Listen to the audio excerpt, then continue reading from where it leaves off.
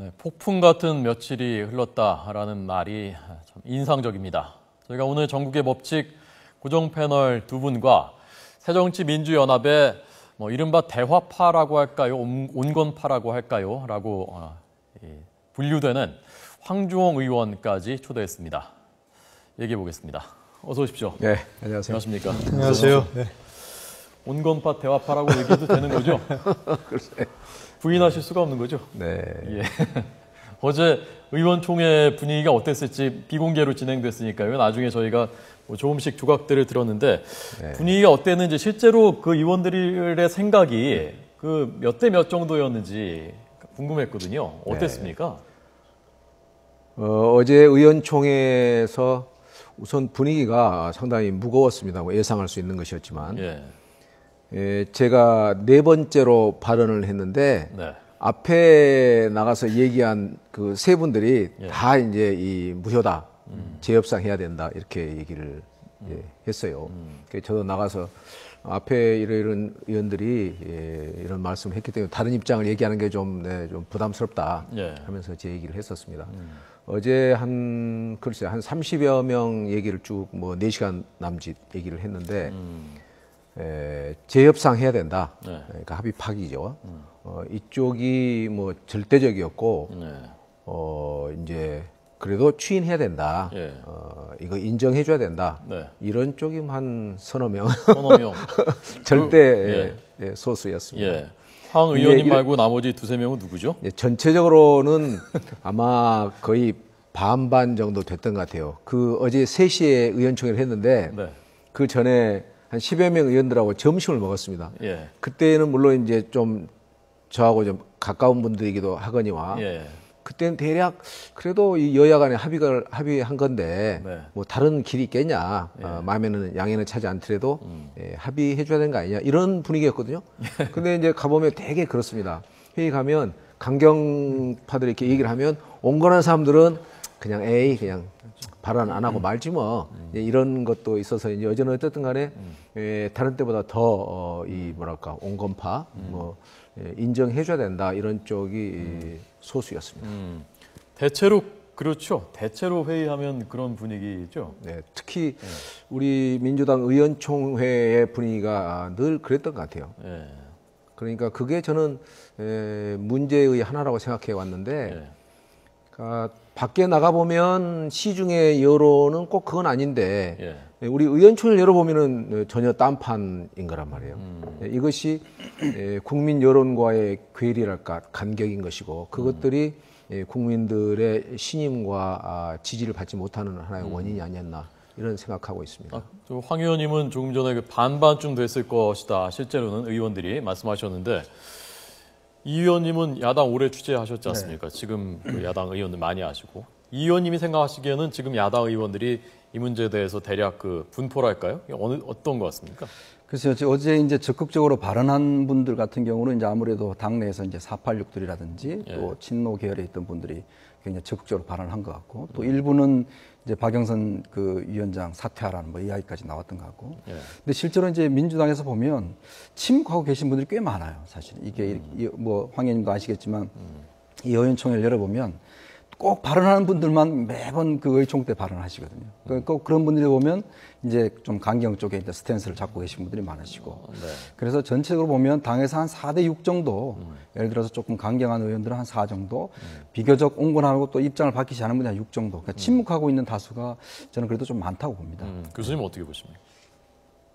내부적으로는 그렇다고 봐야겠죠. 근데 이제 전체적으로 4대 6이냐 5대 5냐 이렇게 얘기할 수는 없지만 어쨌든 지금 지난번 선거 정말 참패 이후에 당이 이대로는 안 된다. 그 중에 하나가 바로 이렇게 투쟁하는 모습만 가진 정당은 안 된다는 게 어떤 합의가 됐던 부분 아니겠습니까? 얘기가. 그런데 이 부분 다시 이제 얘기 나오면서 이렇게 문제가 생기면서 돌출되는 그 의견들은 사실은 뭔가 선명성을 내세운, 깃발을 내세운 사람이 사실은 분위기를 주도하기 마련이에요. 그런데 정말 아까 황 의원 말씀하시듯 좀 아쉬운 부분 중에 하나는 다른 의견을 가진 사람들, 정말 항복문서를 찢는 게 확실해 보이지만 이렇게 하면 나라가 망한다 하는 것을 항문서를 주섬주섬 챙기는 사람도 있어야 되는 부분이 있는데 그런 부분들이 너무 얘기를 안 하는 것들이 사실은 이런 분위기에서 조금 아쉬운 부분 중에 하나예요. 예. 뭐 저희도 사실 마찬가지예요. 그런 분위기에서 이대로는 안 된다 이렇게 얘기할 수 없는 그런 분위기가 있는데 특히 이제 그 SNS 예를 들면 그런 부분들을 보고 목소리 큰 사람들이 소수거든요. 근데 그걸 가만히 지켜보는 사람들은 그 자기의 목소리를 내는 것이 아니고 에이 뭐 더럽다 싶고 탈퇴해버리는 게 되게 많아요. 그런 분위기죠 꼭. 이게 좀 되게 다른 의견 가진 사람들은 가만히 있거나 이대로 나서봤자 괜히 뭐 어떤 이른바 열과 지지자들한테 괜히 욕먹을 필요 있냐 이렇게 가만히 있는 게 중간 가는 게 이렇게 나오는 게 그러면 좀 아쉬운 부분은 있어요. 예. 네. 제가 듣기로는 제가 취재한 바로는 황주홍 의원님은 늘 가만히 안 계시는 분으로 항상 발언을 그 분위기에서도 하는 분으로 제가 들었고요. 자, 그런데 그 민주당 그 새정치연합에서도 그렇게 생각하는 분들이 많고 또 당 외곽에서도 그렇게 생각하는 분들이 많다는 것은 뭐 세월호 특별법만 놓고 본다면 어쨌건 세월호 특별법이 유족들의 마음을 달래주고 피해를 보상해주고 어쨌건 국가가 책임져주고 그러지 않은 것인데 당사자들이 마음에 안 든다고 하는데 당사자들이 우리 뜻과 다르다고 하는데 그러면 그 뜻대로 가는 게 야당이 할 일이 아니냐라는 그런 것 아니겠습니까? 그렇습니다. 거기에 대해서는 어떻게 생각하세요? 네, 죄송합니다. 이제 저도 어제 그런 얘기를 했습니다. 우선 애초에 우리의 이 야권에 우리의 목표가 도달하기 어려운 너무 높은 데다 설정돼 있었던 게 아니었냐. 특히 뭐 기소권, 수사권 같은 거. 그리고 시점상도 적절했나 모르겠다. 뭐 더 좋은 시점도 있었을 것 같은데 좀 더 소통을 좀 한다든가 또 교황이 오실 때 정도라면 우리로서는 유리한 국면일 수도 있겠고 그리고 절차적으로도 좀 사전에는 우리가 논의를 못했더라도 바로 신속하게 보고를 하고 추인 절차를 밟는다든가 이렇게 했으면 좋았을 텐데 그런 아쉬움이 있다. 그렇긴 하지만 여야 간에 문서로서 합의한 거고 아까 우리 노 교수 말씀처럼 이게 무슨 뭐 항복 문서도 아닌 것이고 다 대한민국을 위한 관점의 차이에서 타협의 안이 나온 건데 그렇게 해서 국회 본회의도 13일 날 이제 개최 열기로 되어 있지 않습니까? 이런데 여기서 파기를 했을 경우에 우리가 안게 되는 여러 가지의 부작용이랄까 이런 것도 생각해 봐야 된다 했는데 이제 다수의 의견은 아까 우리 지금 이제 말씀하신 대로 일단 실종자 이 우리 희생 유가족들이 뭐 지금 뭐 격렬히 반대하고 계시고 또 제야 시민사회단체도 지금 뭐 아주 굉장히 반대를 하고 그리고 이제 의원들도 지금 반대 목소리가 지금 더 훨씬 더 강하고 이럴 때 계속 가는 것이 옳은 거냐 이런 얘기들이 좀 논란이 좀 논의가 있었습니다. 그러니까 뭐 어느 쪽이 저는 옳다 그렇다 말하기 좀 어려울 것 같아요.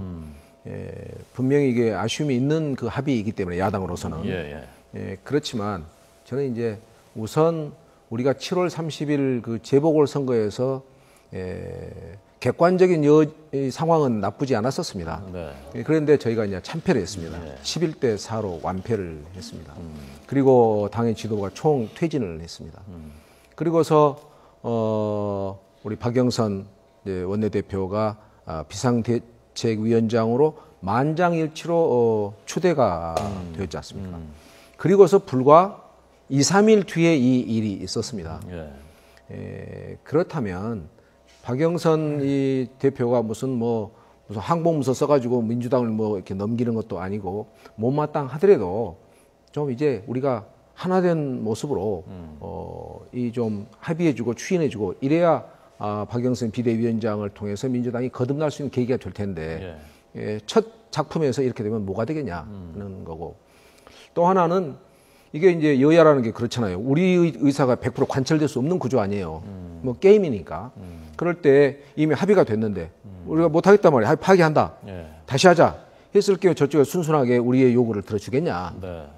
그러면 이제 저는 어제 이제 그런 얘기 했어요. 작년 8월에 우리가 그 천막당사 치고 서울시청 앞으로 나왔잖아요. 그래가지고 100일 동안 노숙 투쟁을 했습니다. 그리고 101일 동안 했었는데, 그리고 사실은 얻은 소득 없이 그냥 원내외 병행 투쟁하겠다고 그러면서 국회로 다시 들어갔었잖아요. 그러니까 출구가 그때 마땅치 않았던 거예요. 예. 이번에 우리가 이렇게 대치로, 강대강 대치로 갔을 경우에 세월호 문제로 해서 새누리당이 뭔가를 들어주면 좋지만 만약에 무슨 소리야, 합의했잖냐 이렇게 나왔을 경우에 나중에 우리가 어떤 형태로서 회군할 수 있느냐, 출구가 뭐겠냐, 이런 것도 좀 생각해야 된다. 그리고 국민들이 우리를 뭐라고 보겠냐. 다시 한번 하나 되지 못하는, 뭐 흔히 콩가루 뭐 이런 얘기 하잖아요. 다시 한번 그런 모습만을 비춰가지고 국민의 신임을 다시 한번 잃는 그런 건 아니겠나 생각해 보자. 제가 궁금했었던 것도 있는데요. 외부 인사들 있지 않습니까? 외부 인사들 이번에도 몇 분들이 바깥에서 뭐 좋게 말하면 조언하고 좀 부정적인 뉘앙스로 말하자면 이제 훈수를 두는데, 그런 것들이 실제로 당의 그 의원들하고 당 지도부한테 어느 정도 어떻게 영향을 미치게 됩니까? 영향을 크게 미친다고 봐야죠. 저는 이제 그게 우리 민주당이 갖고 있는 어떤 구조적인 큰 문제로 생각합니다. 우리가 야권 연대를 더 이상 이게 야권 연대를 하지 않겠다 이런 입장 밝혔었잖아요. 그런데 지난 7월 30일 지키지 못하고 또 했습니다. 야권 연대를 더 이상 추구하지 않겠다는 얘기는 어떤 거냐면 국민들 다수의 시각에서 조금 편벽돼 있는 그런 쪽에 있는 분들과의 거리를 두겠다는 이른바 종북 좌파 논쟁으로부터 우리가 벗어나서 우리가 가지고 있는 진면목으로 승부를 하겠다는 이런 거에 담겨 있는 거란 말이에요. 그렇게 본다면 그 제야 시민단체 분들이 뭐 우리 야권 연대의 대상 정당은 아니죠. 그렇지만 그런 취지의 연장선상에 본다면 지나치게 거기 그 제야로부터 우리가 영향을 크게 받고 있는 거라든가 또는 긴밀하게 서로가 대화를 한다든가, 이것은 야권 연대를 하지 않겠다던 그런 근본적인 취지와도 상치될 뿐더러 득표 전략상 효과적인지 진지한 저는 검토랄까 성찰이 있어야 한다는 얘기를 여러 차례 해오고 있습니다. 그 부분이 사실 앞으로 야당의 노선 진로하고도 관계되는 부분일 텐데 두 분은 어떻게 생각하십니까? 이게 이제 이 새정치연합이 사실은 예전에도 그 옛날 김대중 대통령 시절에도 물론 그때는 제야도 있었습니다. 그렇지만은 워낙 김대중 대통령의 리더십이라든지 이게 저항이 강하기 때문에 사실은 제야는 조금 종속 변수였는데 실제로 이게 김대중 대통령, 노무현 대통령 지나면서 이제는 당의 중심이 보면은 그 당의 리더십이 이제 확고하게 없으니까 계속 지금 외부 세력들이 특히 이제 2008년도에 광우병 사태를 겪으면서 그 제야 세력들이 한데 뭉쳤거든요. 특히 이제 2012년도에 원탁회의랑이 생겨서 제야 각종 사회 세력이 한나라 뭉쳤기 때문에 이 세력들이 또 SNS라든지 또 외부에 미치는 영향이 굉장히 큽니다, 사실은. 근데 지금 민주당이 어떤 중심이 약하다 보니까 계속 외부에 휘둘리는 상황이 된 거죠. 그래서 그동안 뭐 여러 가지 FTA 문제라든지 또 뭐 제주 강정 말이라든지 하여튼 당의 중심이 없이 계속 외부에서 흔들리다 보니까 이번 사태도 마찬가지로 그러니까 당의 중심이 지금 너무 없는 상태다. 그래서 이런 사태는 민주당이 정말 극복해야 될 굉장히 중요한 문제라고 생각을 합니다. 교수님 견해 어떠십니까? 근데 이런 모습이 사실은 처음이 아니거든요. 뭐 이제 아까 이제 비대위원장 만장일치로 이제 추대했다고 했는데 어떤 형태로든 이제 지도부가 새로워졌으면 본인들이 100% 마음에 안 들더라도 일단은 결정에 따라야 하는 게 민주주의 원리 아니겠습니까? 그런데 대표를 만들어 놓고 꼭 흔든단 말입니다. 그래서 자기 마음에 안 들면 이건 민주주의가 아니라고 얘기하고 그런 것은 사실 민주주의가 아니죠. 어떻게 뭐 만장일치가 있을 수 있겠습니까? 그리고 일부 이번 것들을 반대하는 분들 얘기 들어보면 왜 그 총의를 얻지 않았냐 얘기하는데 어떻게 일일이 모든 사안마다 다 총리 물어보고 다 또 의원총회 와서 다시 해도 되냐 물어보고 그러려면 비대위원장 뭐 대표가 뭐하러 있습니까? 위원장이 필요가 없죠. 그러니까 사실 이런 모습은 뭐 본인들이 정권을 잡았을 때 추진했던 FTA도 나중에 또 정권 바뀌니까 또 반대하는 식의 이런 모습은 사실은 국민들 눈에도 보기에 좀 신뢰의 문제가 있는 것이고 저는 아까 그 황 의원님 말씀하신 중에 조금 동의하는 부분 중에 하나는 시기적으로 박영선 위원장이 조금 서두른 건 있다 생각이 들어요. 서둘렀다. 왜냐하면 조금 정말 밀고 당기기를 좀 한 다음에 도저히 안 되겠는가 보다 이런 어떤 좀 분위기를 만든 다음에 전략적으로 730 재보궐선거 전에 많이 밀고 당겼는데 끝난 뒤에는 좀 그게 필요한 거죠. 그러기 조금 이제 이게 도저히 안 되는 걸 어떻게 하냐 이런 좀 무덤인도 받고 교황이 방한한 이후에 교황도 세월호 유족들을 만나서 뭔가 좀 치유의 모습을 갖고 나서 그 다음에 합의했으면 더 좋았다 이런 생각은 들어요. 전술적으로 봤을 때. 그러나 기본적으로 원칙적으로 봤을 때는 정치가 어떻게 100% 내가 원하는 것만 얻어낼 수 있겠습니까? 정치는 타협 아니겠습니까? 저는 그래서 기본적으로 타협했을 때 잘했다고 봤습니다. 박영선 원내대표가 그동안 강성 이미지였는데 끝까지 정말 강하게 안 나고 저렇게 정치적인 모습을 보이는구나 하는 말 봤을 때는 결국 훈수를 둔 위치에서 본인이 바둑을 둔 위치로 가면 달라질 수밖에 없다 하는 생각이 들었는데 이분도 이제는 제가 보기에는 조금 지금 현재 얘기는 그렇죠. 추가 협상도 아니고 재협상도 아니고 다시 협상한다 그런 거니까. 쇠고기 얘기 때 많이 들었었던 얘기인 것 같아요. 그러니까 이건 조금 특검 추천하는 부분에 있어서 여당이 조금 양보하는 모습 보이도록 좀 뭔가 미세 조정을 하고 나가야 되는 부분 아닌가 싶어요. 자, 박영선 리더십에 대해서 얘기를 하고 있습니다. 좀 더 얘기를 하기 위해서 좀 전 원래 강성이었는데 이제 훈수 두다가 직접 두는 입장이 되니까 좀 바뀐 것 같다라고 하셨는데요. 자, 박영선은 누구인가? 저희가 영상을 하나 만들었습니다. 보시고 계속 얘기하겠습니다. 보시죠. 바로 새정치민주연합이 지켜줘야 하는 국민들입니다.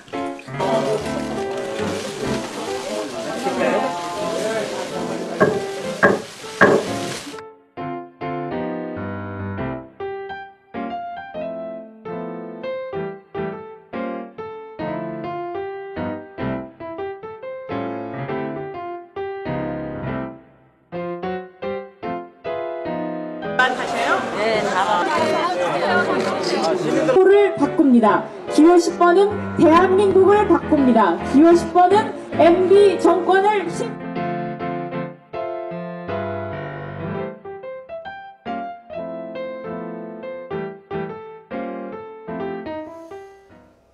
말하자면 지금 박영선 원내대표가 시험대에 올라 있는 것이고 그게 넓게 말하자면 새로운 야당의 노선이 시험대에 올라 있는 것인데요. 자, 박영선 리더십이 부활이랄까요? 어떤 새로운 진로랄까요? 모색을 할 수 있을까요? 어떻게 보십니까, 황 의원님? 우선 박영선 비상대책위원장이 첫 일성이 이거였습니다. 투쟁 정당의 이미지를 벗겠다. 그리고 낡은 과거의 결별을 하고 국민 공감의 혁신을 하겠다 이렇게 얘기를 했습니다. 저는 대다수의 그 당원들이 느끼고 있던 민주당의 한계와 약점을 정확하게 짚은 거고 제대로 된 저는 방향 설정이었다고 생각합니다. 어떻게 보면은 그런 연장선에서 이번에 본인 나름의 아마 어려운 결단을 여야 간의 합의를 도출하지 않았나 생각을 합니다. 근데 이건 사실 박영선 대표가 아니었어도 그 전에 많은 당 대표들이 이런 노선을 추구를 하고 천명을 했었습니다. 지금 민주당이 갖고 있는 어떤 강박관념이랄까 이런 거는 선명 야당, 야당다운 야당 이겁니다. 저는 개인적으로 이것이 정말 지금까지 민주당을 참 잡아온 것의 하나라고 생각합니다. 그리고 이제 그 낡은 과거의 결별이라는 것도 이제 과거에 해왔던 그런 흔히 우리가 진영 논리라고 그러잖아요. 과거 민주대 이 독재 그 시대의 그런 가치관일까 그런 패러다임으로 정치를 해왔던 거. 이 두 가지인데 저는 박영선 비대위원장이 잘 하기를 바랍니다. 성공하기를 바랍니다. 그렇지만 민주당의 그동안에 이걸 해온 걸 보면 가는 전도가 결코 순탄치 못할 것이다. 저는 이번에 박영선 대표가 강단 있게 이 문제를 저는 관철하기를 바랐습니다. 비근하게 거슬러 올라가면 김한길, 안철수 대표가 똑같은 걸 천명을 했고 똑같은 시도를 했습니다. 그랬었죠. 그런데 번번이 무릎을 꿇곤 했었습니다. 예를 들어서 국정원 댓글이라든가 세월호 같은 문제에 있어서도 어느 정도 좀 약간 이제 지루한 감이 국민 사이에서 있었어요. 그랬을 때 여야 간의 대타협을 이끌어내는 그런 지도력을 발휘를 못했습니다. 끝까지 강경 노선으로 계속 하다가 그냥 뭐 이도저도 아니고 그러다가 뭐 선거 맞으면서 사라지는 이런 거였습니다. 그리고 예컨대 무공천 기초선거 예, 그걸로 해서 사실은 안철수와 김한길 합당을 했던 거 아니에요? 그것도 관철을 못했습니다. 그 전에는 저는 이걸 뼈아프게 생각하는데 김한길 대표가 그 전에 민주당이 동작동 국립묘지를 갔을 때 현충원을 갔을 때 전직 대통령 모두에게 참배하는 그런 모습을 보였다는 생각을 갖고 있었어요. 근데 김한길 대표가 작년 5월에 당선되었을 때 못 갔습니다. 결국에 김대중 전 대통령 묘소에만 참배하고 나왔습니다. 이것이 상대 쪽 새누리당의 후보들은 다 간단 말이에요. 이승만 묘소도 가고 박정희 묘소도 가고 김대중 묘소도 가고 노무현 대통령 묘소도 간단 말이에요. 근데 우리만 안 한 거예요. 이런 것들을 해야 되는데 제가 김한길 대표에 물었습니다. 그 다음날 점심을 같이 했어요. 왜 그때 어제 동작동 묘지 갔을 때 안 했느냐 했더니 가려고 했는데 반대가 있었다 이거예요. 반대 없는 결단이 어디에 있겠습니까? 그러면서 이제 그 애초에 내세웠던 천명했던 가치가 무너졌던 건데 이번에 박영선 대표도 비대위원장도 본인이 내세웠던 그 가치 방향 이거 옳고 국민적 지지가 있을 겁니다. 그렇게 해야만 민주당은 국민의 신뢰를 재심을 얻을 수 있습니다. 어떤 의미에서 그거의 한 시금석이 바로 여야 간의 타협 부분인데 물론 이번 타협을 최선이라는 볼 수 없기 때문에 이것만 가지고서 박영선 비대위원장의 이 리더십이 큰 위기에 봉착했고 매우 비관적이다 이렇게 말하기 어렵습니다. 그러나 이번 일을 저는 굉장히 아쉽게 생각합니다. 이런 걸 뚫지 못하면 민주당의 새로운 모습 재건할 수 없습니다.